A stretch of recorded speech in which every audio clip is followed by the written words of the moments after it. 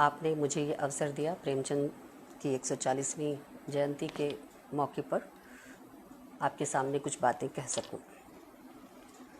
प्रेमचंद पर इतना कुछ कहा गया है कि एक दिक्कत और सरलता दोनों प्रेमचंद के लेखन के साथ जुड़ी हुई है। यानी सरलता इस लिहाज से कि प्रायः प्रेमचंद का लेखन लोगों को परिचित है, लोगों ने पढ़ा है, और न केवल हिंदी भाषा भाषियों ने पढ़ा है बल्कि हिंदीतर भाषा भाषियों में भी प्रेमचंद खासे लोकप्रिय हैं। तो यह तो एक सरलता है कि आप प्रेमचंद के लेखन पर इस लिहाज से एक परिचिति का माहौल पाते हैं। लेकिन यह सरलता कई मायनों में दिक्कत भी पैदा करती है। यानी जहाँ सब कुछ बता दिया गया हो, बहुत कुछ कह दिया गया हो, तो बाकी क्या रहता है जो आप नया कह सकें।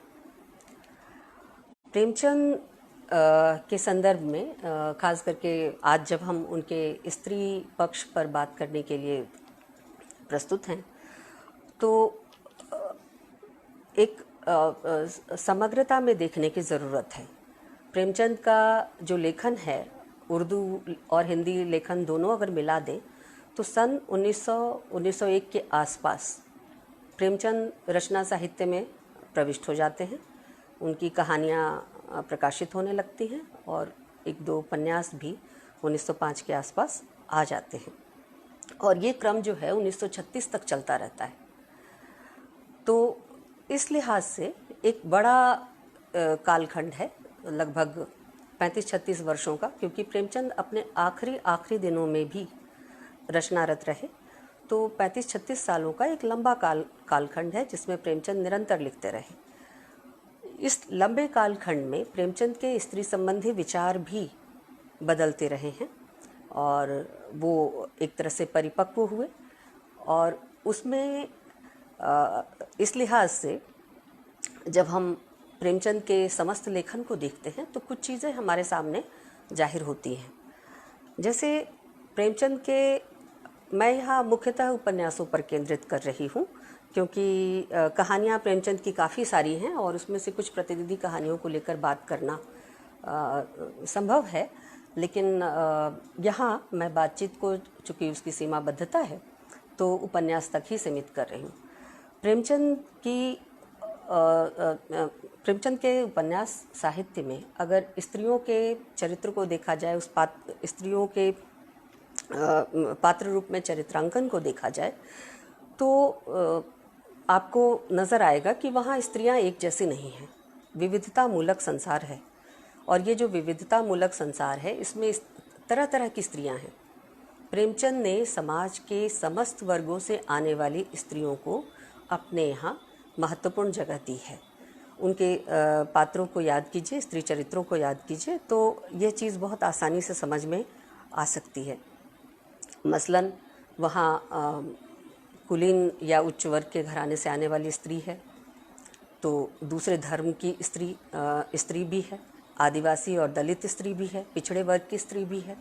तो जो सामाजिक वैविध्य है वह स्त्री के चित्रण में भी, स्त्री पात्रों के चयन और उन पात्रों के डेवलपमेंट, उनके विकास, इनमें भी दिखाई देता है कि प्रेमचंद की स्त्रियां एक जैसी नहीं हैं।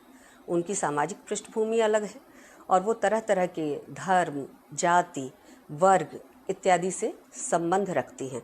आपको मालती जैसे चरित्र भी मिलेंगे और झुनिया जैसा चरित्र भी वहाँ मिलेगा, सकीना भी मिलेगी, और सकीना के साथ साथ नैना जैसा या सुखदा जैसा, जालपा जैसा, सुमन जैसा कैरेक्टर भी वहाँ है।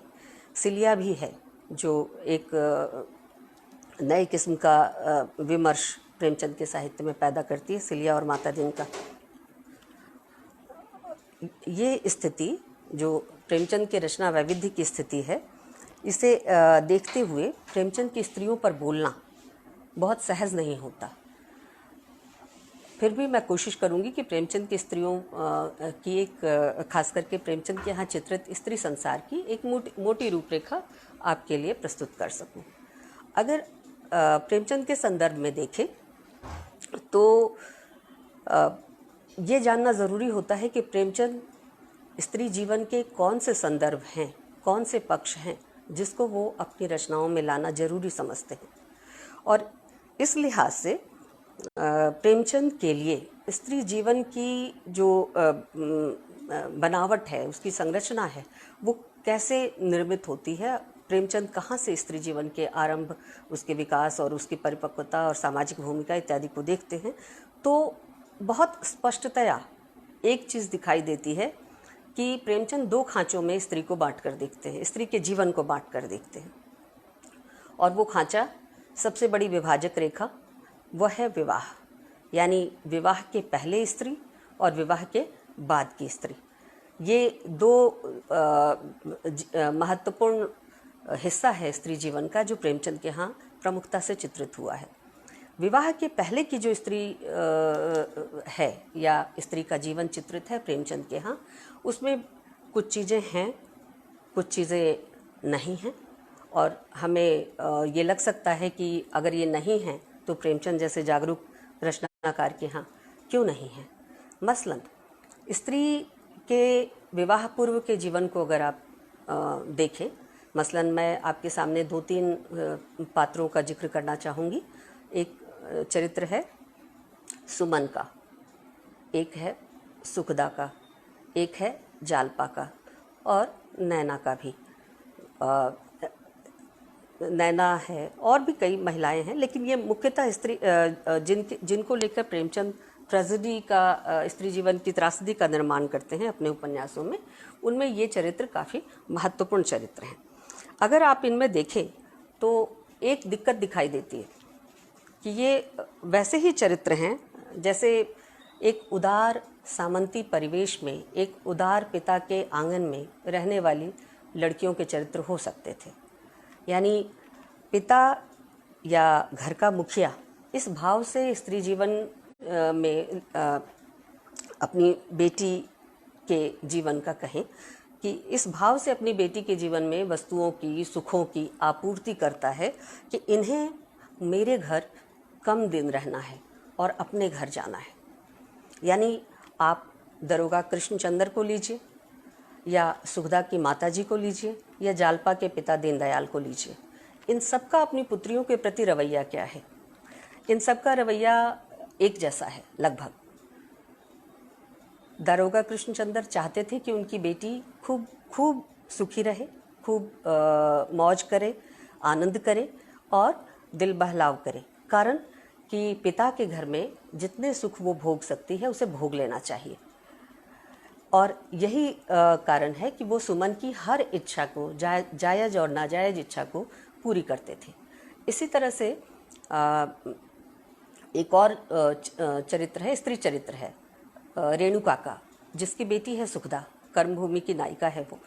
रेणुका विधवा है और विधवा होने के बाद एकमात्र बेटी का लालन पालन वह उसी तरह से करती है जैसे कोई पिता अपनी बेटी का अपने घर में लालन पालन कर सकता है। यानी समस्त सुखों के बीच सुखदा बड़ी होती है। अब हम जालपा पर आएं। जालपा की स्थिति ऐसी ही है।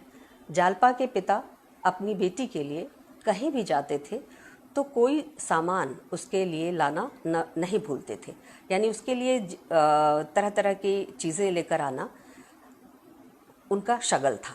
दिक्कत क्या थी कि वो जो चीज़ें लेकर आते थे उसमें उनकी व्यवहारिक बुद्धि काम करती थी, और वो व्यवहारिक बुद्धि यहीं से शुरू होती थी कि लड़की को अंततः उसके विवाह के बाद ससुराल जाना है, तो विवाह के लिए जो चीज़ें ज़रूरी हैं वो क्यों ना उन्हीं चीज़ों को बेटी के लिए संग्रहित करें और बेटी जब भी बाहर जाएं बेटी के लिए उन चीज़ों को लेकर आएं। मसलन वो अक्सर गहने लेकर आते थे, कहीं भी बाहर जाते थे तो बेटी से पूछते थे कि तुम्हें क्या चाहिए, और एक तरह से गुड़िया और खिलौनों पर पैसा बर्बाद करना समझते थे, और हर बार जब भी बाहर से आते थे बेटी के लिए कोई ना कोई गहना लेकर आते थे। और इस तरह से जालपा में गहनों की एक लालसा पनपती है जो बाद में उपन्यास की त्रासदी का कारण भी बनता है। मेरी चिंता ये है कि इन तमाम स्त्री पात्रों के जीवन में औपचारिक शिक्षा का भी कोई महत्व हो सकता है, ये प्रेमचंद के इन चरित्रों के माध्यम से समझ में नहीं आती। जबकि ऐसा नहीं है कि स्त्री शिक्षा को लेकर प्रेमचंद जागरूक नहीं थे, लेकिन अंततः स्त्री के लिए उनका ससुराल और उसका विवाह के बाद का उसका जीवन, उसके लिए उसकी पूर्व तैयारी, ये जो स्त्री जीवन का पूर्वार्ध है, यानी पिता के घर स्त्री का जीवन जिस प्रकार बीतता है, उसमें ये बातें अहम जगह घेरती हैं। विवाह की पूर्व तैयारी के रूप में स्त्री का बचपन बीतता है। मैं अगर इसे कंसाइज करूं, संक्षिप्त में बात कहूं, तो इस प्रकार हम इस चीज़ को कह सकते हैं कि स्त्री का बचपन पिता के घर में भी विवाह की पूर्व तैयारी के रूप में बीतता है। और फिर प्रेमचंद के यहाँ विवाह के पश्चात स्त्री का जीवन क्या होता है, विवाह क्या है, इस पूरी बहस को बहुत विस्तार से रखा गया है। एक चीज़ मैं और कहना चाहती हूँ कि स्त्री के पिता के घर में व्यक्तित्व के विकास के तमाम जो अवसर हो सकते थे, उसमें कुछ चुनिंदा अवसर के होने का एक बड़ा कारण था वह सोच जो लड़की को अंततः ससुराल के लिए निर्मित मानता है, विवाह के लिए निर्मित मानता है। लड़की के व्यक्तित्व के विकास की कोई आवश्यकता अन्य प्रकार से भी हो सकती है, यह समझने को यह सोच तैयार नहीं है। और प्रेमचंद के यहाँ ये दिक्कत दिखाई देती है। एक और महत्वपूर्ण बात यह है कि इस मामले में प्रेमचंद को पढ़ते हुए आपको जायसी और प्रेमचंद की स्त्री में कोई बहुत बड़ा फर्क नज़र नहीं आएगा। जायसी जिस तरह से कहते हैं कि जब लग आही पिता के राजू, खेल लेहु जो खेलन आजू। जब तक पिता का राज है तब तक आप यानी लड़कियां पद्मावती खेल लें, उसके बाद तो पता नहीं भविष्य क्या होगा। यही तमाम पिताओं, जो प्रेमचंद द्वारा चित्रित पिताओं का चरित्र है, उन तमाम पिताओं की चिंता का विषय भी यही है। वो अपनी बेटी को लाड प्यार से हाथों पर इसलिए रखते हैं कि बेटी पराया धन है और वो अंततः चली जाएगी। बेटी के व्यक्तित्व को सामाजिक तौर पर और किसी रूप में उपयोगी बनाया जा सकता है, ये प्रेमचंद के पिताओं की चिंता नहीं है। और इससे एक चीज़ और भी मैं यही कहना चाहती हूँ कि शिवरानी देवी की जो किताब है प्रेमचंद घर में, जो एक अनूठी किताब है कई मामलों में, उसमें शिवरानी देवी जिस तरह से अपनी बेटी के बारे में बयान करती हैं, उन घटनाओं को लिखती हैं, उसमें लड़की की शिक्षा का कहीं कोई जिक्र नहीं आता। लड़कों की शिक्षा का तो आता है, उन्हें इलाहाबाद भेजा जाता है, पढ़ने के लिए भेजा जाता है, उन्हें पढ़ने के लिए खर्चे दिए जाते हैं, लेकिन कमला की शिक्षा का कोई वर्णन शिवरानी देवी की कलम से मुझे नहीं मिला। तो लेकिन कमला के विवाह के लिए अच्छा वर ढूंढना, बढ़िया से बढ़िया वस्तुओं के साथ कमला को विदा करना, और जब भी कमला प्रेमचंद के पास आए तो उनको उनके मन माफिक तमाम चीज़ों के साथ उनको फिर से ससुराल विदा करना, या घर में भी हैं तो उनकी इच्छाओं की तरह तरह से पूर्ति करना, प्यार जताना, ये प्रेमचंद के बारे में शिवरानी देवी वर्णित करती हैं। तो प्रेमचंद के पिताओं की जो भूमिका है वो स्वयं प्रेमचंद के अपने जीवन में भी रही। शिक्षा, कमला की शिक्षा की चर्चा मैं नहीं जानती कमला जी पढ़ी लिखी थी और कितना पढ़ी थी, ये मुझे ज्ञात नहीं है, शायद अन्य स्रोतों से पता चले, लेकिन शिवरानी देवी को पढ़कर तो नहीं पता चलता कि कमला देवी की शिक्षा कहाँ तक हुई थी और किस प्रकार की शिक्षा हुई थी। उनके बेटों की शिक्षा के बारे में पता चलता है। तो ये जो पिता का चरित्र है और लड़की की भूमिका पिता के घर में और पिता की चिंता लड़की के बारे में विवाह पूर्व प्रेमचंद के लेखन में और प्रेमचंद के जीवन में एक जैसी मिलती है। अब हम विवाह पर आते हैं। प्रेमचंद विवाह को एक बड़ी विभाजक रेखा के तौर पर स्त्री के जीवन में रखते हैं, और कोई ऐसा उपन्यास नहीं है प्रेमचंद का जहां उन्होंने विवाह संस्था की आलोचना नहीं की हो। विवाह संस्था की घनघोर आलोचना और स्त्री के जीवन में घटित तमाम तरह की जो त्रासदी है, दुख है, उन सब का सृजन विवाह के अंतर्गत ही स्त्री को स्त्री को झेलता हुआ उन तमाम दुखों को देखते हैं प्रेमचंद और चित्रित भी करते हैं। यानी सुमन के जीवन में विवाह पूर्व उस तरह के कष्ट नहीं थे जितना वो विवाह के बाद उठाती है। जालपा का जीवन भी विवाह पूर्व सुखों में बीता था, लेकिन विवाह के बाद की स्थिति बदल जाती है। सुखदा का जीवन भी सुखों में पली थी, धनवान स्त्री की कन्या थी, रईस थे वो लोग, और जिनके घर शादी हुई थी वो भी धनवान लोग थे, लेकिन उतने रईस नहीं थे जितना सुखदा का मायका रईस था। तो ये जो संपन्न और सुखी महिलाएं विवाह पूर्व के जीवन में रही, वो उनके विवाह के बाद के जीवन में अचानक कष्ट का सृजन दिखाई देता है। और प्रेमचंद फिर यहाँ विवाह संस्था की आलोचना करते हुए कहते हैं कि विवाह को लेकर अगर हम गबन में जालपा के कथन को याद करें, रतन के कथन को याद करें, तो वो कहती है कि मैं अपनी सखियों से, बहनों से कहना चाहती हूँ कि विवाह उनके लिए फूलों की सेज नहीं, कांटों की शैया है।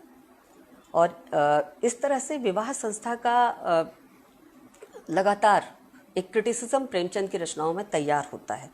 और प्रेमचंद बहुत साफ कहते हैं कि दया और धर्म के बल पर आधारित व्यवहार बहुत हो चुका।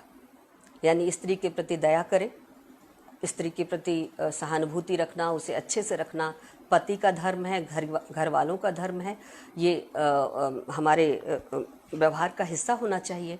इस तरह की चेतना का युग बीत गया। अब न्याय के व्यवहार का युग है।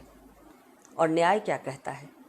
न्याय विवाह के पश्चात स्त्री के साथ पुरुष जीवन के बारे में क्या कहता है, प्रेमचंद का इस पर जोर है। उपन्यासों में वो बराबर इस बात का ध्यान रखते हैं कि विवाह के अंतर्गत जो स्त्री पुरुष की कानूनी स्थिति है वो किस तरह की है और वो न्याय संगत है या नहीं, उसका भी एक पूरा क्रिटिसिज्म तैयार करते हैं। थोड़ा सा अभी विवाह के संदर्भ को थोड़ा सा रोक कर अगर हम कहें तो हम ये कह सकते हैं कि प्रेमचंद की स्त्रियां चेतना संपन्न हैं, चेतस स्त्रियां हैं। शिक्षित कितनी हैं प्रेमचंद के लेखन से नहीं पता चलता, लेकिन वो अशिक्षित नहीं हैं। औपचारिक शिक्षा उन्हें भले ना मिली हो, लेकिन वो औपचारिक शिक्षा के बगैर भी चेतस स्त्रियां हैं और अपनी पराधीनता तथा देश की पराधीनता दोनों से परेशान हैं। ये एक जागरूक किस्म की स्त्री को तैयार करना, जो औपचारिक शिक्षा के बिना भी अगर स्त्री की सामाजिक भूमिका, चूँकि उस समय जिस समय प्रेमचंद लिख रहे थे उस समय स्वाधीनता संग्राम भी समानांतर ही चल रहा था और उसमें गांधी जी की एंट्री हो चुकी थी और उनसे प्रभावित होकर बहुत सारी महिलाएं सामाजिक आंदोलनों में, कांग्रेस के आह्वान पर तमाम तरह के धरना प्रदर्शनों में बाहर आ रही थी। तो प्रेमचंद का लेखन भी उससे अछूता नहीं था। प्रेमचंद की महिलाएं भले घर में आनंदपूर्वक रह रही हों, लेकिन इस चेतना से रहित नहीं थी। वह जब तक बाहरी जीवन में, सार्वजनिक जीवन में नहीं जाती, तब तक भी वह इस चेतना से रहित नहीं है कि वह गुलाम है और विवाह की बेड़ियां भी उसके पैर में हैं। विवाह को लेकर भी वह अपने को गुलाम ही मानती है। प्रेमचंद की स्त्रियां कहीं भी विवाह को लेकर, दिलचस्प तथ्य ये है कि प्रशंसात्मक भाव नहीं रखती। एक पात्र, एक चरित्र विवाह को लेकर प्रशंसा भाव से प्रेमचंद ने नहीं गढ़ा है जो स्त्री हो। प्रेमचंद ने जहाँ तहाँ बल्कि विवाह को स्त्री के जीवन के लिए एक तरह से पीछे ठेलने वाला, उसके लिए बाधा और तमाम तरह से उसके दुखों का कारण बताने की कोशिश की है। और इसकी एक सामाजिक पृष्ठभूमि है जिसमें वो ऐसा कह रहे हैं।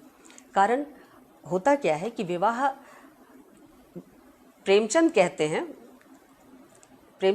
हैं कि विवाह संस्था जो स्त्री के जीवन में नियामक भूमिका निभाती है, उसकी तैयारी के लिए अमूमन स्त्रियों को तो घर में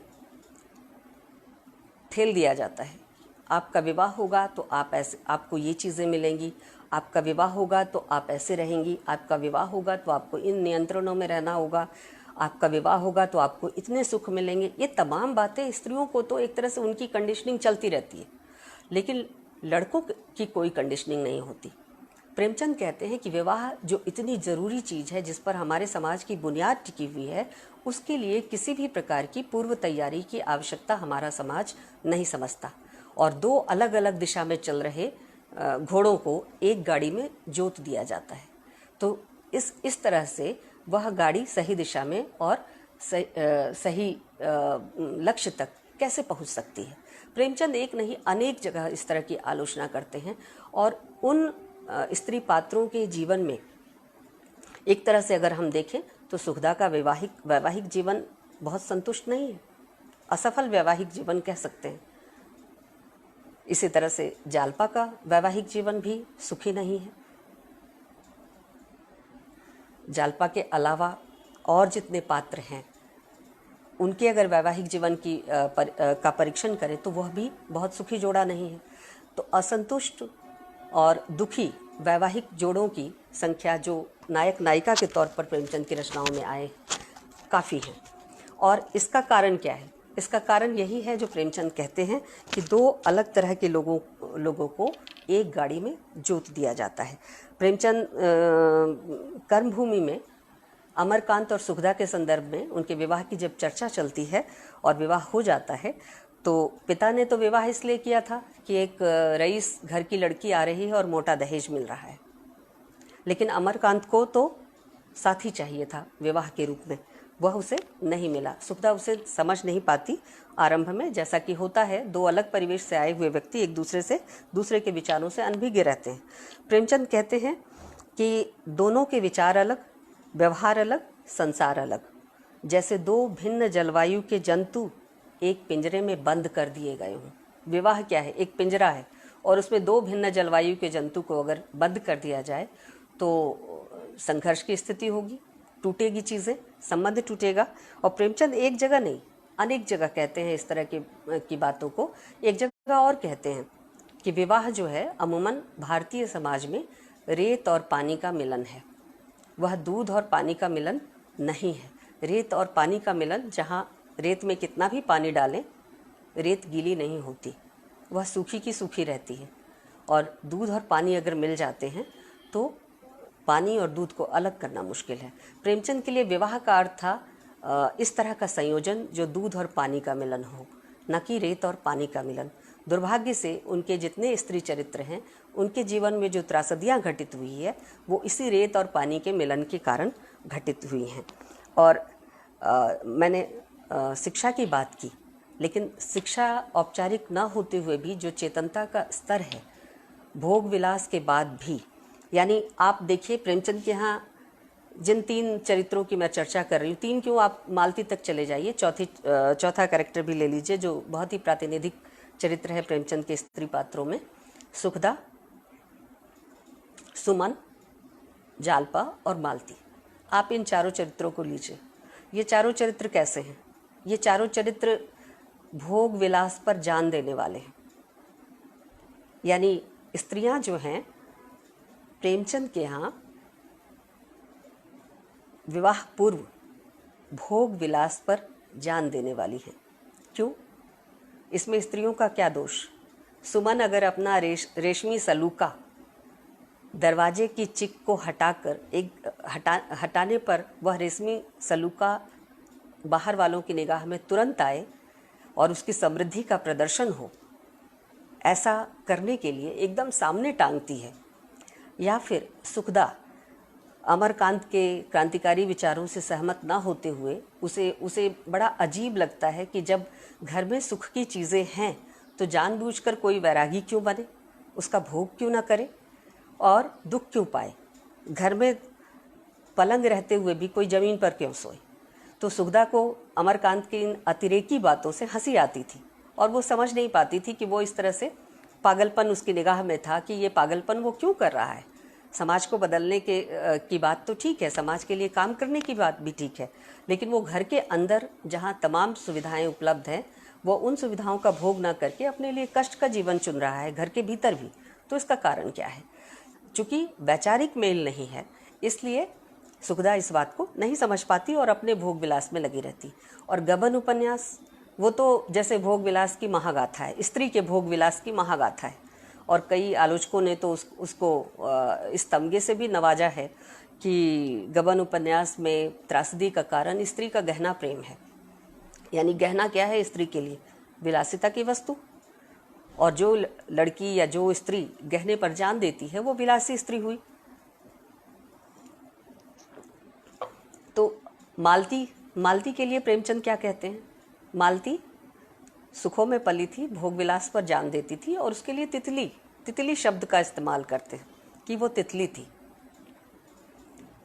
ये स्त्री चरित्र कब तक तितली या भोग विलासी या गहनों पर जान देने वाले या सुख सुविधाओं को महत्वपूर्ण मानने वाले रहे हैं, इसका निरीक्षण करने पर स्पष्ट दिखाई देता है कि ये तभी तक होता है जब उन्हें अपने परिवार का वास्तविक ज्ञान नहीं होता और ये नहीं पता होता कि परिवार की आर्थिक स्थिति क्या है। परिवार के भीतर जो संबंध हैं उनके बारे में भी उनको ठीक जानकारी नहीं होती, तभी तक ये स्थिति है। मसलन जालपा को ले, जालपा के साथ ये भोग विलास वाली स्थिति और गहनों पर जान देने वाली स्थिति कि एक पूर्व पीठिका तो उसका मायका है, जहां उसे इसलिए तैयार ही किया गया है कि विवाह के बाद उसे तरह तरह के गहने को पहनने का मौका मिलेगा, और सुहागन स्त्रियों का श्रृंगार है गहना। और जो चीज़ें उसके पिता अभी नहीं दे पा रहे वो तमाम चीज़ें उसका पति या उसका ससुराल उसे देगा। तो एक पूर्व पीठिका तो भोग विलास को लेकर सुखदा के लिए ये तैयार थी जो पूर्व निर्मित थी, लेकिन दूसरा खुद उसके ससुराल वालों ने उसके लिए तैयार किया। यानी जब वो विवाह करके ससुराल आती है और बाकायदा कर्ज लेकर विवाह किया जाता है, लेकिन यह स्थिति सुखदा जालपा से छिपाई जाती है। उसे नहीं पता होता कि उसके परिवार की माली हालत क्या है। और ये जो मध्यवर्ग का ढकोसला है, मध्यवर्गीय जीवन का खोखलापन है, ये जालपा को बहुत दिनों तक एक पराई स्त्री की तरह, घर की स्त्री की तरह नहीं, घर की एक जिम्मेदार सदस्य की तरह नहीं, पराई स्त्री की तरह ट्रीट करता रहा, उससे परिवार की वास्तविक स्थिति को छिपाता रहा।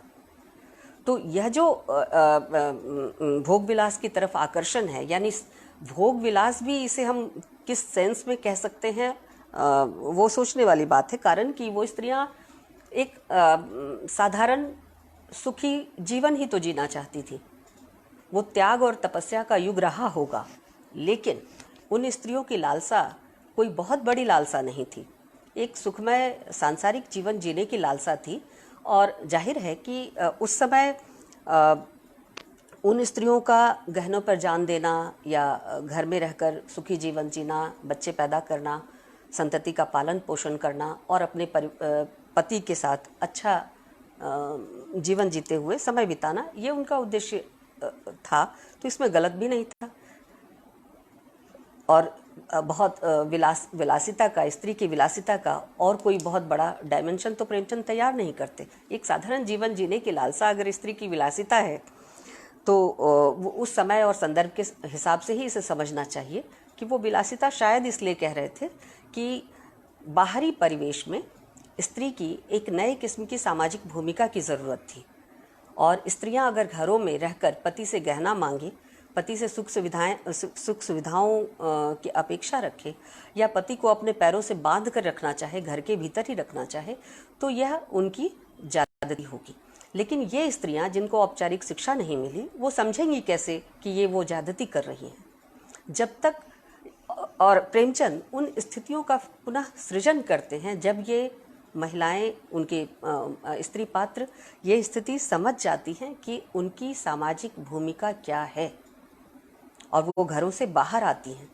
और जब एक बार वो बाहर आती हैं तो ऐसा नहीं है कि वह किसी भी तरह से पुरुषों से पीछे रहती है।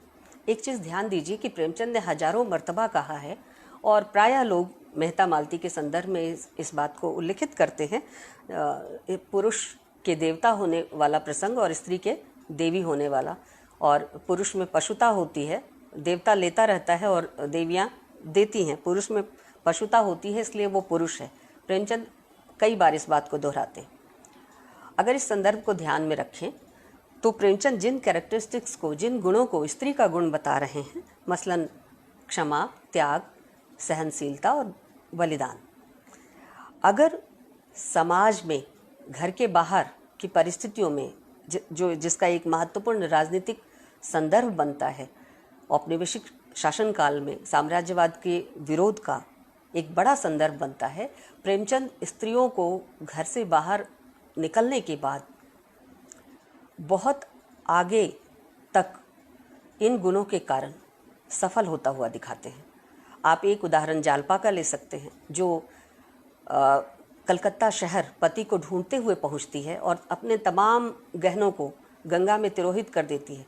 वे गहने जिस पर वो प्राण देती थी, उन महत्वपूर्ण मूल्यवान गहनों को, जो स्त्री की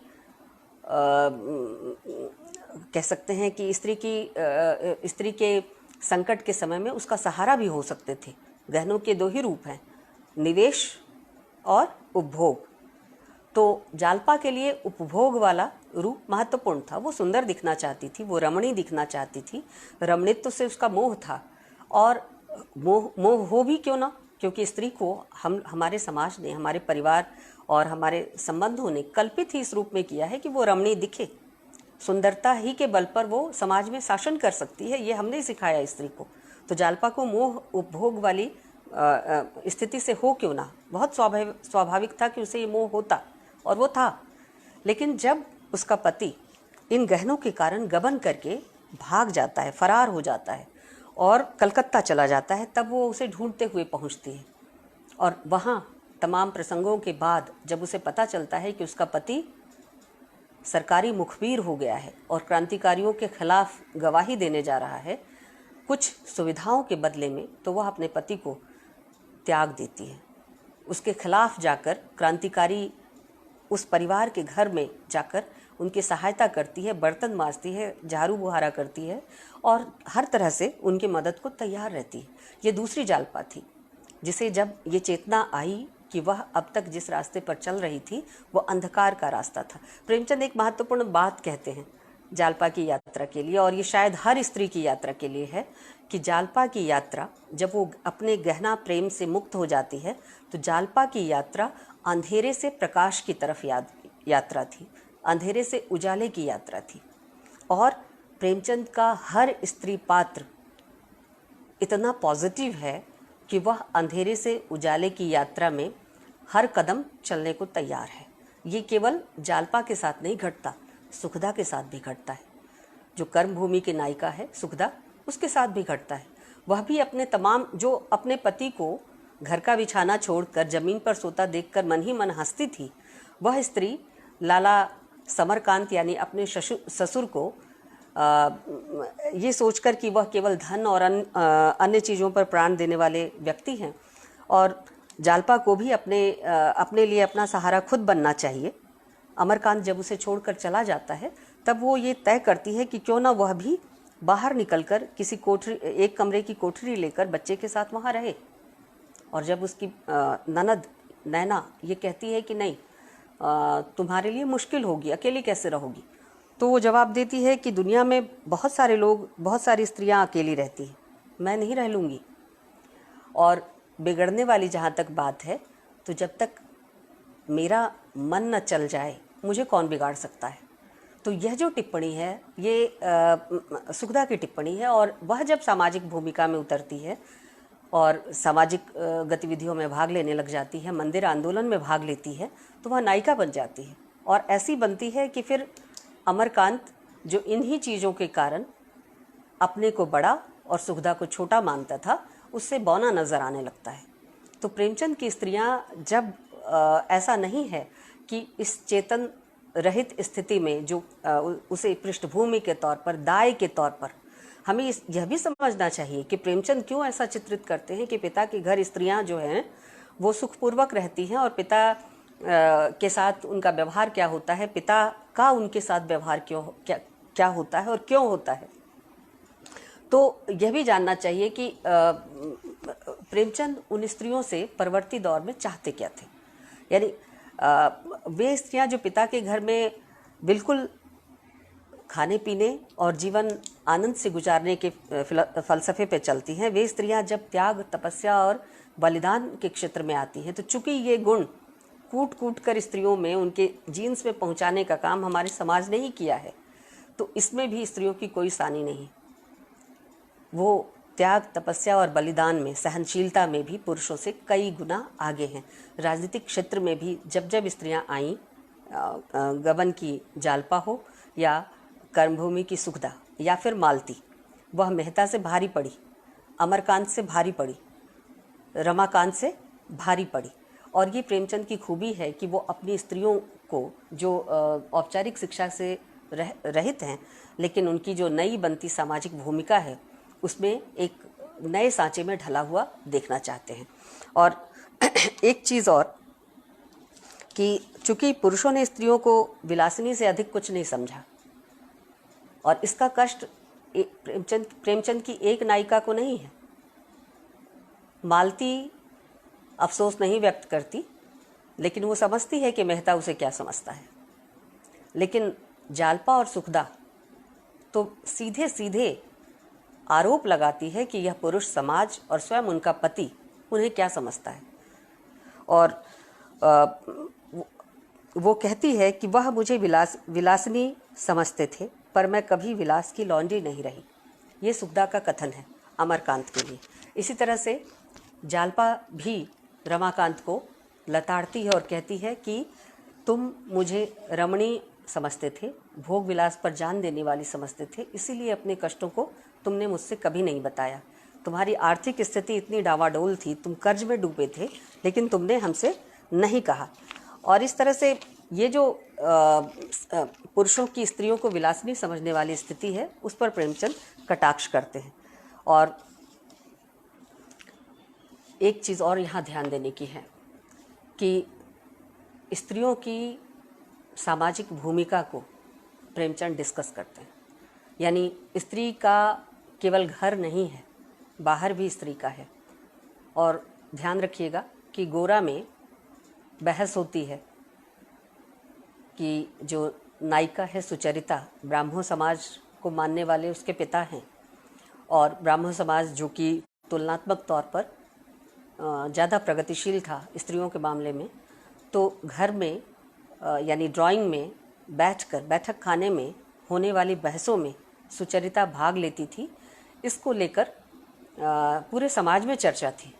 और नायक यानी गोरा गौरचंद्र, वह इस बात को बहुत बुरा मानता था क्योंकि वो सनातनी हिंदू था, और सनातनी हिंदू के तमाम आडंबर को उसने धारण किया हुआ था। स्त्री के संबंध में भी उसका नज़रिया काफ़ी पिछड़ा हुआ था। तो गोरा में जहाँ रविन्द्रनाथ ठाकुर इस बहस तक अटके हुए हैं कि स्त्री को ड्राइंग रूम में होने वाली बहसों में भाग लेना चाहिए अथवा नहीं। माइक बंद कीजिए प्लीज़, किसी का माइक चल रहा है। प्रेमचंद वहाँ से आगे बढ़ी हुई दृष्टि का प्रदर्शन करते हैं। सुखदा जब तक घर में थी तब तक वह अलग किस्म की स्त्री थी, लेकिन सुखदा जब सामाजिक नेतृत्व में आगे आती है, मंदिर आंदोलन में आगे आती है, तो वह अपनी जान तक की कुर्बानी देने को तैयार हो जाती है। और जैसे ही सुखदा पूरी भीड़ के सामने खड़ी होती है और कहती है कि मैं देखती हूँ कि मंदिर प्रवेश कैसे नहीं होता तमाम जातियों का, और विशेष करके दलित जातियों के साथ मंदिर सबका है, ईश्वर सबके हैं। और इस तरह से सुखदा जब वहाँ नेतृत्वकारी भूमिका में खड़ी होती है, तो प्रेमचंद सुखदा के लिए लिखते हैं कि कल की सुखदा और आज की सुखदा में कितना अंतर है। आज सुखदा नगर की नेत्री है, आश्चर्य यह है कि वह बोलने भी लगी है। ध्यान रखिएगा, प्रेमचंद कहते हैं कि आश्चर्य यह है कि वह बोलने भी लगी है, और उसके भाषण में चाहे भाषा चातुर्य ना हो, पर सच्चे उद्गार अवश्य हैं। और ये चीज़ महत्वपूर्ण है। प्रेमचंद जिस समय कर्मभूमि लिख रहे थे, प्रेमचंद लगभग वही समय था कि जब शिवरानी देवी सामाजिक तौर पर, राजनीतिक तौर पर काफ़ी एक्टिव थी, बहुत ही सक्रिय थी, और महिला कांग्रेस महिला समिति में वो कार्यकर्त्री के रूप में भागीदारी भी करती थी, और उसकी अध्यक्षा भी चुनी गई थी। खुद शिवरानी देवी इसका जिक्र करती हैं कि जब वो भाषण देती थी, सार्वजनिक भाषण देती थी, तो प्रेमचंद चुपचाप आकर खड़े हो जाते थे और मन में डरते रहते थे कि कहीं इतना अंगारे उगलने वाला, इतना गर्मा गर्म भाषण दे रही हैं, कहीं कोई उत्तेजना पब्लिक की तरफ से ना हो जाए, कोई गड़बड़ स्थिति ना पैदा हो जाए और ये गिरफ्तार ना कर ली जाए। तो एक तरफ सुखदा का वो भाषण देना, सामाजिक नेतृत्व की भूमिका में आना, और दूसरी तरफ घर के अंदर शिवरानी देवी का भी उन्हीं तरह की भूमिकाओं का पालन करना। मैं यहाँ एक चीज़ और कहना चाहती हूँ कि प्रेमचंद शिवरानी देवी को पढ़ते हुए आप महसूस करेंगे कि प्रेमचंद ऐसे लेखक थे जिनके रचना और जीवन में कम से कम फांक है, और यह लेखक की ईमानदारी के लिए और लेखक के लिखे पर भरोसे के लिए बहुत ज़रूरी चीज़ है। भरोसा शब्द नहीं पैदा करते, शब्दों में गुथा हुआ जो जीवन है, जिसकी पुष्टि जीवन संदर्भों से होती है, वो चीज़ भरोसा पैदा करती है लेखक के ऊपर। और प्रेमचंद यहाँ उस भरोसे पर, पाठक के उस भरोसे पर खरे उतरते हैं। प्रेमचंद एक बात कहते हैं, चूँकि स्त्री का कर्म क्षेत्र घर माना गया है, और मैं यहाँ चर्चा कर रही थी घर और बाहर का, तो वो एक ऐसा दौर था जहाँ स्त्रियों का एक सार्वजनिक स्पेस भी बन रहा था।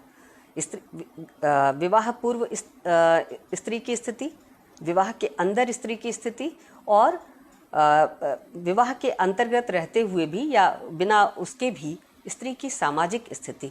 यानी जहाँ रविंद्रनाथ के गोरा उपन्यास में ये डिस्कशन है कि स्त्री ड्राइंग रूम के बैठकों में भाग ले अथवा न ले, इसे अच्छा समझा जाए कि बुरा समझा जाए, और नायक उसे बुरा ही समझता है, गोरा उसे बुरा ही समझता है और उसकी आलोचना करता है। वो चाहता है कि सुचरिता ड्राइंग रूम की बैठकों में भाग न ले और अपने जनान खाने में रहे।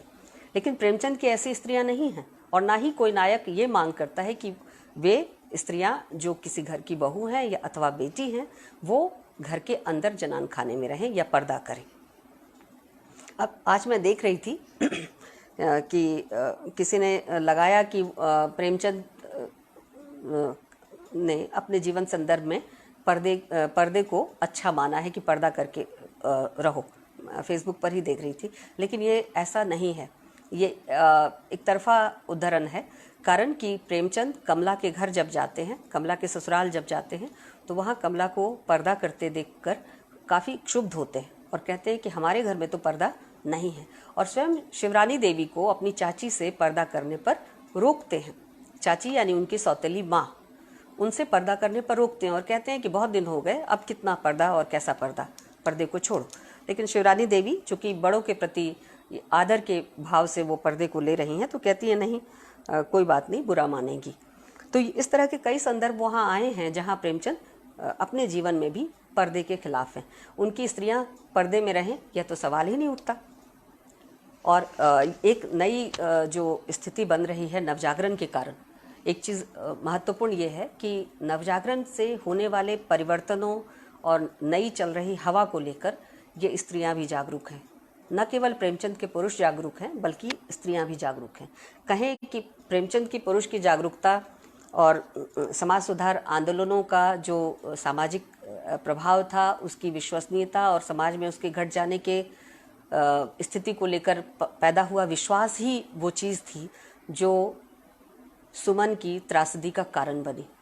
यानी एज ऑफ कंसेंट, 16 साल के बाद विवाह की जो अवस्था है, उसको लेकर जो कानूनी स्थिति बन गई थी, उसी को आधार बनाकर सुमन के पिता दारोगा कृष्णचंद्र अपनी पत्नी के जवाबों का, पत्नी के तर्कों का काट देते थे कि भाई अब तो सरकार भी कहती है कि 16 साल के पहले स्त्री का या लड़की का विवाह ठीक नहीं है, लड़की का शरीर उसके लिए तैयार नहीं होता।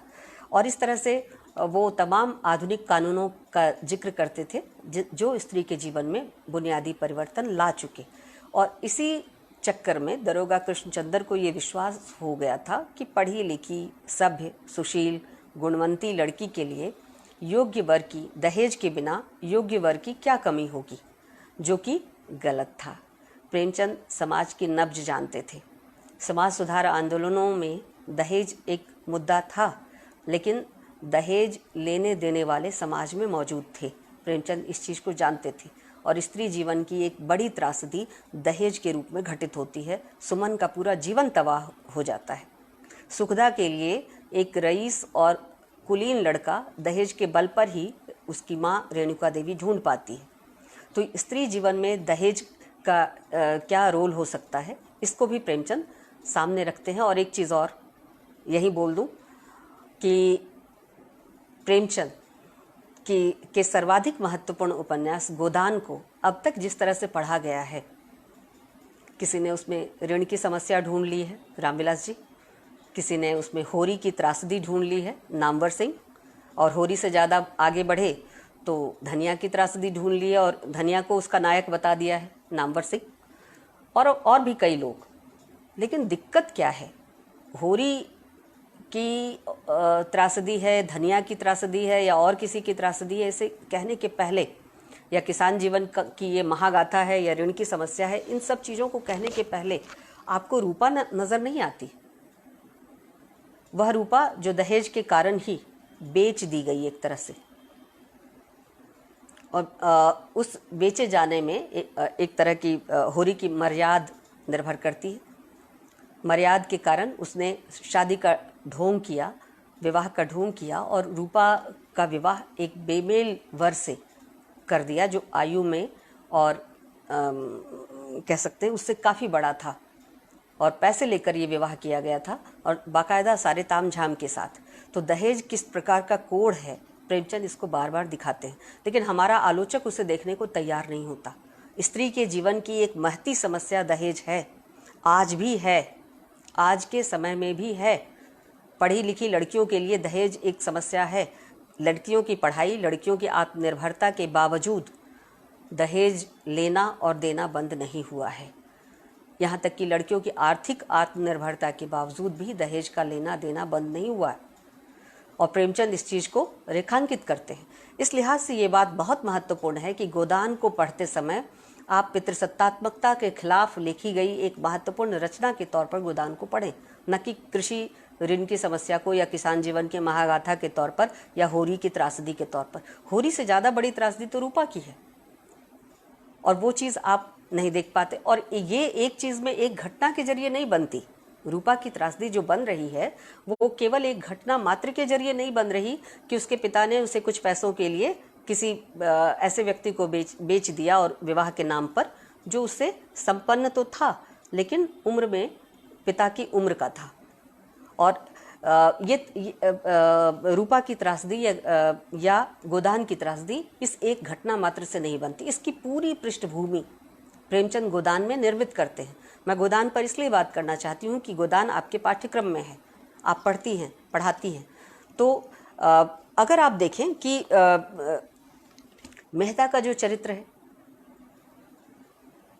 या गोविंदी का जो चरित्र है या मालती जिस कारण से विवाह नहीं करना चाहती, ये तमाम चीज़ें घूम फिर कर उस सामाजिक स्थिति पर टिप्पणी है जो स्त्री को विवाह के अंतर्गत गुलाम मानकर चलता है और स्त्री को बिना मोटे दहेज के विवाह के जीवन में प्रवेश की अनुमति नहीं देता है। अगर पिता के पास पैसा है तो स्त्री का जीवन सुखी हो सकता है क्योंकि वो पैसे वाला वर खरीद सकता है, लेकिन अगर नहीं है तो सुमन का नसीब उसे हासिल होगा। वो कहाँ जाएगी? वो प्रेमचंद ने एक वेश्या की भूमिका में सुमन को रखा, लेकिन ज़रूरी नहीं है, उससे भी नारकीय स्थिति हो सकती है। और इसलिए दहेज के अभाव में लड़की कहाँ जाएगी, विवाह उसका होगा अथवा नहीं होगा, ये प्रेमचंद स्त्री जीवन की त्रासदी को एक पूरे बड़े सामाजिक परिप्रेक्ष्य में निर्मित करते हैं। मेहता की वो तमाम बातें जिनमें वो स्त्री कैसी होनी चाहिए कहता है, वो अंततः इसी चीज़ का एक तरह से पुनर्पाठ है जो दहेज की भूमिका को तैयार करती है। मेहता सबसे ज़्यादा चिंतनशील पात्र है और वह जितनी बातें स्त्री के संदर्भ में करता है वो खासी दिलचस्प है, और वो स्त्री के संदर्भ में उन तमाम चीज़ों को रखता है जो पितृसत्तात्मक सोच को मजबूत करते हैं। वो कहता है कि वह जो त्याग, तपस्या और क्षमा की मूर्ति होगी स्त्री, जो पति की इच्छा को ही सर्वोपरि मानेगी, उसकी आज्ञा के अनुसार चलेगी, ऐसी स्त्री को वह अपनी हृदयेश्वरी बना सकता है। अन्यथा वह और तरह की स्त्री को अपने जीवन में दाखिल होने योग्य नहीं मानता। जो अपना निर्णय लेती हो, आर्थिक तौर पर स्वाधीन हो, सोच समझ सकती हो, बुद्धिमती हो, ऐसी स्त्री को वह अपने लिए, अपने निजी जीवन के लिए उपयोगी नहीं मानता या उसकी भूमिका को उपयोगी नहीं मानता। वो गोविंदी को अच्छा मानता है मालती की तुलना में। गोविंदी जो पति के हर अन्याय को चुपचाप सह लेती है, एक तरह से आत्मपीड़क चरित्र है। मेहता की निगाह में गोविंदी का चरित्र महत्वपूर्ण है। और इसी तरह से मालती की तुलना में वह जंगली युवती को ज़्यादा पसंद करता है। लेकिन प्रेमचंद की कोई सहानुभूति इस तरह की स्त्री के बधिया इमेज के साथ नहीं है। मेहता की हो सकती है, और मेहता को बहुत लोगों ने प्रेमचंद का प्रतिनिधि चरित्र माना है। लेकिन स्त्री के मामले में अगर प्रेमचंद के अन्य चरित्रों को अगर आप देखें, जो अन्य उपन्यास हैं वहाँ जो चरित्र आते हैं उनको देखें, तो आप आसानी से समझ सकते हैं कि प्रेमचंद किसी भी तरह से स्त्री की बधिया इमेज के पक्ष में नहीं थे, और ना ही प्रेमचंद की स्त्रियां मूक जानवर हैं जिसे किसी भी तरफ हाँका जा सके। मैं एक और कैरेक्टर का उदाहरण दूंगी। प्रेमचंद की तो वो स्त्रियां भी बोलती हैं जो मूक हैं। कफन, बुधिया का एक डायलॉग नहीं है, एक संवाद नहीं है कहानी में, लेकिन बुधिया की पीड़ा और बुधिया का जो शोषण, बुधिया का जो उस पूरी परिवार व्यवस्था के भीतर और उस सामाजिक आर्थिक व्यवस्था के भीतर जो उसका दोहन है, उसको कहने के लिए किसी शब्द की ज़रूरत ही नहीं है। उसकी जो चित्कार है, उसकी जो चीख चिल्लाहट है, जो प्रसव वेदना के कारण है, लेकिन वह केवल प्रसव वेदना के कारण चिल्लाहट नहीं है। प्रेमचंद एक शब्द बुधिया के मुंह में नहीं देते, लेकिन स्त्री जीवन की तमाम पीड़ाओं को बुधिया जैसे मुखर रूप प्रदान करती है। तो प्रेमचंद के तो वो पात्र भी बोलते हैं, स्त्री पात्र भी बोलते हैं, जिनके शब्द नहीं हैं। तो प्रेमचंद बधिया स्त्री स्वीकार नहीं कर सकते थे, इसलिए मेहता के स्त्री संबंधी विचारों के साथ प्रेमचंद नहीं हैं। और इसी अर्थ में अगर आप देखें तो मेहता जिस तरह से कहता है कि पुरुष में नारी के गुण आ जाते हैं तो वह महात्मा बन जाता है, नारी में पुरुष के गुण आ जाते हैं तो वो उल्टा बन जाती है। इस तरह की जो बातचीत है मेहता की, वो पूरी तरह से पितृसत्तात्मक मानसिकता पर टिकी हुई है। और इस पितृसत्तात्मक मानसिकता की खूबी क्या है? स्त्री का कोई स्पेस इसके अंदर नहीं है, स्त्री का कोई व्यक्तित्व इसके अंदर नहीं है, स्त्री की कोई अभिव्यक्ति इसके अंदर नहीं है। प्रेमचंद क्यों खुश हो रहे हैं सुगधा के बोलने पर? और ऐसे बोलने पर खुश हो रहे हैं जहां वो बहुत अलंकृत नहीं बोल रही, लेकिन जो कुछ बोल रही है वो सीधे दिल में उतर रहा है। प्रेमचंद कहते हैं ना कि आश्चर्य यह है कि वह बोलने भी लगी है। सुगधा के लिए कहते हैं, खुश होते हैं प्रेमचंद कि सुगधा का ये जो परिवर्तन है, जहाँ वो बोल रही है, जब वो समाज के लिए, समाज में दमन उत्पीड़न के लिए बोलना सीख जाएगी तो क्या अपने लिए चुप रहेगी? प्रेमचंद ऐसी स्त्री की कल्पना तो नहीं कर सकते जो दुनिया के अधिकारों की बात करे लेकिन अपने अधिकारों के लिए चुप हो जाए। प्रेमचंद को बधिया स्त्री पसंद नहीं है, और प्रेमचंद की एक नहीं अनेकों रचनाएं ऐसी हैं जो स्त्री के इस बधियापन के खिलाफ हैं। तो ये जो पितृसत्तात्मक सोच है जो स्त्री को व्यक्तित्व और अभिव्यक्ति दोनों से वंचित करता है। स्त्री कैसी होनी चाहिए? गऊ की तरह। ऐसा नहीं है कि प्रेमचंद ने पितृसत्तात्मक इस सोच कि गऊ जैसी स्त्री जैसे पात्र नहीं बनाए। गऊ जैसी स्त्रियां भी हैं प्रेमचंद के यहाँ, जो पति की आज्ञा को ही अपने लिए अंतिम मानती हैं। प्रेमचंद उनके लिए कहते हैं कि ऐसी स्त्रियां जिन्हें हम इस तरह से ढालते हैं कि वो हमारी दासानुदास हों, हमारी ही बातों की प्रतीक्षा करती हो, हमारी ही मुखापेक्षी हो, ये स्त्रियां समय आने पर या कभी हम बीमार पड़े तो हमारे चारपाई के मत्थे पर या पैर की तरफ बैठकर रो तो सकती हैं, लेकिन और कुछ नहीं कर सकती। तो स्त्री को व्यक्तित्वहीन बनाने से फ़ायदा किसको है? समाज को नहीं है, स्त्री को तो नहीं ही है, लेकिन समाज को भी नहीं है, पुरुष को भी नहीं है। प्रेमचंद स्त्री और पुरुष दोनों के समान भूमिका की बात करते, इक्वलिटी की बात करते हैं। और यही चीज़ प्रेमचंद के स्त्री संसार को विराट बनाता है। प्रेमचंद के स्त्री संसार का एक कमज़ोर पक्ष जो मैंने आपसे बताया कि वह जो पूर्व पक्ष है स्त्री के जीवन का, उसमें शिक्षा की भूमिका को बहुत महत्वपूर्ण नहीं मानते, उसको उस तरह से चित्रित नहीं करते। लेकिन जो उत्तर पक्ष है उसमें शिक्षा के अभाव के कारण स्त्री के साथ कोई भेदभाव हो, प्रेमचंद इसको भी नहीं मानते। ये प्रेमचंद की ताकत है। जो सामाजिक स्थितियां थी, सामाजिक पृष्ठभूमि थी, उसको तो प्रेमचंद नहीं बदल सकते थे। जो सच्चाई थी समाज की वो थी, लेकिन प्रेमचंद के पात्र कैसे हों, कैसी ताकतवर स्त्रियां उनके यहाँ हों, कैसी चेतना संपन्न स्त्रियां उनके यहाँ हों, कैसी मुखर और हर चीज़ पर अपने विचार रखने वाली स्त्री हो, निर्णयकारी भूमिका में रहने वाली स्त्री हो, ये प्रेमचंद ने अपने पात्रों में, स्त्री पात्रों के जरिए जीवंत कर दिया है, साक्षात हमारे सामने रखा है। और मैं समझती हूँ कि प्रेमचंद के स्त्री पात्रों की और स्त्री संसार की जिस तरह की निर्मिति प्रेमचंद करते हैं, उसकी ये सबसे बड़ी देन है और इस देन को हमें समझना चाहिए। और अंतिम टिप्पणी, प्रेमचंद कहते हैं घर कैसा हो। घर स्त्री पुरुष दोनों से मिलकर ही बनता है। पुरुष को माइनस करके घर नहीं बन सकता, स्त्री को भी शून्य बनाकर घर नहीं बन सकता। घर तो दोनों का है, जितना स्त्री का उतना ही पुरुष का। और प्रेमचंद इसको बहुत खूबी के साथ अपनी रचनाओं में अभिव्यक्त करते हैं।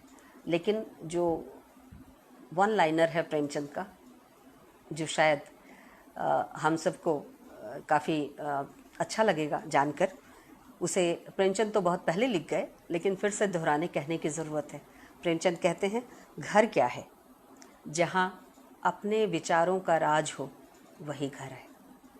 अब आप सोचिए कि घर की परिभाषा क्या हो सकती है। घर ईंट पत्थर का मकान नहीं, घर वो नहीं जहाँ एक छत के नीचे स्त्री और पुरुष रहते हों, घर वह भी नहीं जहाँ आप दूसरों की आज्ञा का केवल पालन करती हों, घर वह भी नहीं जहाँ हम केवल आज्ञा का अनुपालन करवाते हों, बल्कि घर वह है जहाँ अपने विचारों का राज हो, वही अपना घर है। और इस तरह से प्रेमचंद घर की भी एक नई परिभाषा गढ़ रहे हैं। घर जहाँ स्त्री के जीवन का एक बड़ा हिस्सा बीतता है, घर जो उसको उसके व्यक्तित्व को तराशने में महती भूमिका निभाता है, उस घर की परिभाषा क्या होनी चाहिए। जहाँ अपने विचारों का राज हो वही घर है। धन्यवाद।